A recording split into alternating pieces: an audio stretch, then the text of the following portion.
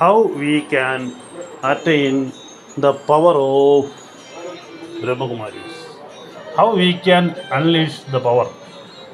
നമുക്ക് എങ്ങനെ ബ്രഹ്മകുമാരീസ് പറയുന്നതനുസരിച്ച് നമ്മുടെ മനസ്സിനെ ശക്തമാക്കാം. നമ്മുടെ മനസ്സിനെ ശക്തമാക്കുന്നതിന് നിരവധി മാർഗങ്ങളുണ്ട്.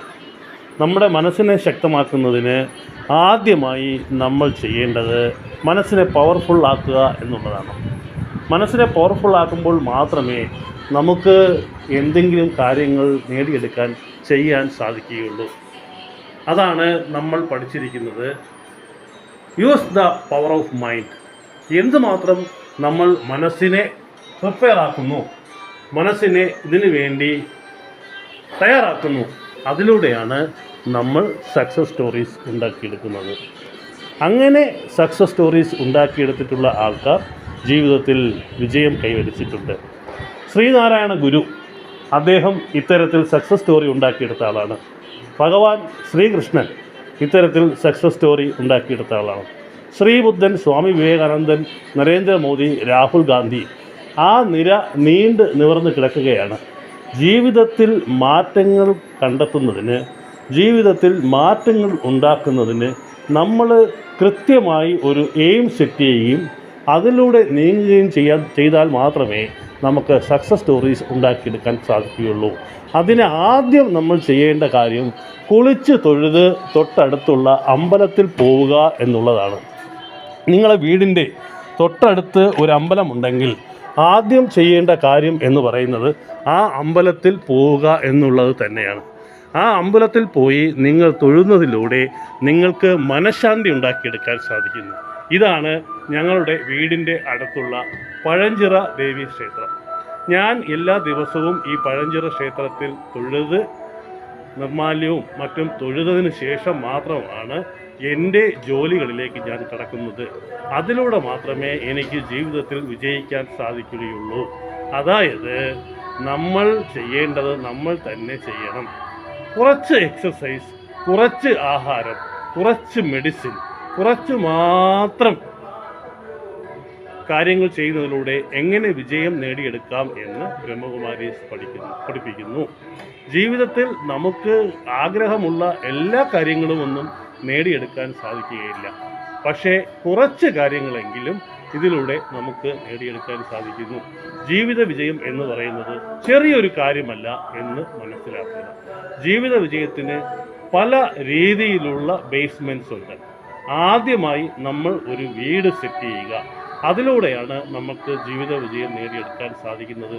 കാരണം മനോഹരമായ ഉറക്കം ജീവിതത്തിന് ഏറ്റവും പ്രധാനമാണ്. അതിലൂടെ മാത്രമല്ല നമുക്കൊരു വരുമാന മാർഗം ഉണ്ടാവണം. നമുക്കൊരു വരുമാന മാർഗം എന്ന് പറയുന്നത് നമുക്ക് കുട്ടികൾക്ക് ആഹാരം വാങ്ങി കൊടുക്കുക, മാതാപിതാക്കളുണ്ടെങ്കിൽ അവരെ സംരക്ഷിക്കുക, നല്ല വസ്ത്രങ്ങൾ വാങ്ങുക. ഇതൊക്കെ വരുമാനമുണ്ടെങ്കിൽ മാത്രമേ ചെയ്യാൻ സാധിക്കുകയുള്ളൂ. ഞാൻ പറഞ്ഞ കാര്യങ്ങൾ വളരെ നല്ല രീതിയിൽ മനസ്സിൽ കൊണ്ടു നടക്കുക. എപ്പോഴും നമുക്ക് ജീവിത വിജയം നേടണമെങ്കിൽ നമ്മൾ തന്നെ പ്രയത്നിക്കണം. എനിക്ക് ഇതാണ് ഇന്ന് രാവിലെ നിങ്ങളോട് പറയാനുള്ളത്.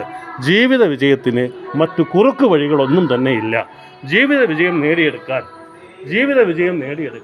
നമ്മൾ കുറുക്ക് വഴികളിലൂടെ പോണ്ട. ഒരു ഷർട്ട് ഇട്ടോ.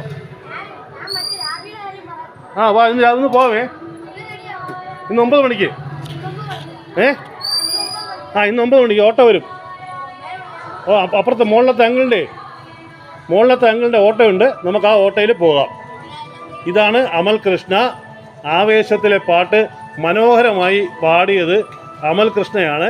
അവൻ്റെ പാട്ടുകളിലൂടെ, അവൻ്റെ ഗാനങ്ങളിലൂടെ നമ്മൾ ആവേശം സിനിമ എന്താണെന്ന് മനസ്സിലാക്കി. ആവേശം സിനിമയുടെ യഥാർത്ഥ പവർ ഉൾക്കൊണ്ടിരിക്കുന്നത് ശ്രീ അമൽ കൃഷ്ണ, 6ാം ക്ലാസ്. അദ്ദേഹം സ്കൂളിലെ സ്കൗട്ട് ക്യാപ്റ്റനാണ്, സ്കൂളിലെ ക്ലാസ് ക്യാപ്റ്റനാണ്. ഇവിടെ എല്ലാ ദിവസവും വന്നിരുന്ന് അവൻ്റെ അനിയത്തിയോടൊപ്പം എല്ലാ പാഠങ്ങളും പഠിക്കുന്ന ഒരു പയ്യനാണ്. കഴിഞ്ഞ ദിവസം ഒരു ചെറിയ ആക്സിഡൻറ്റ് പറ്റി.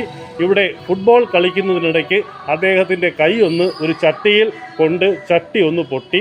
അദ്ദേഹത്തിൻ്റെ അച്ഛൻ ആ ചട്ടി വാങ്ങി റീപ്ലേസ് ചെയ്ത് തന്നു. ഞങ്ങൾക്ക് നന്ദിയുണ്ട്. അപ്പോൾ ജീവിതത്തിൽ വിജയം നേടുന്നതിനുള്ള രണ്ടാമത്തെ ക്ലാസ് നാളെ രാവിലെ തീർച്ചയായും അറ്റൻഡ് ചെയ്യുക.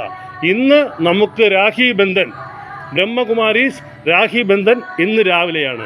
ജീവിതത്തിൽ വിജയം നേടുന്നതിന് ബ്രഹ്മകുമാരീസ് ഫോളോ ചെയ്യുക. ബ്രഹ്മകുമാരീസ് ഫോളോ ചെയ്യുന്നതിലൂടെ നിങ്ങൾക്ക് ജീവിത വിജയം നേടിയെടുക്കാൻ സാധിക്കും. ജീവിത വിജയത്തിന് കുറുക്കു വഴികളില്ല. 1-ാം തീയതി നമ്മുടെ ഓണം ഫംഗ്ഷനാണ്. തീർച്ചയായിട്ടും വരണം.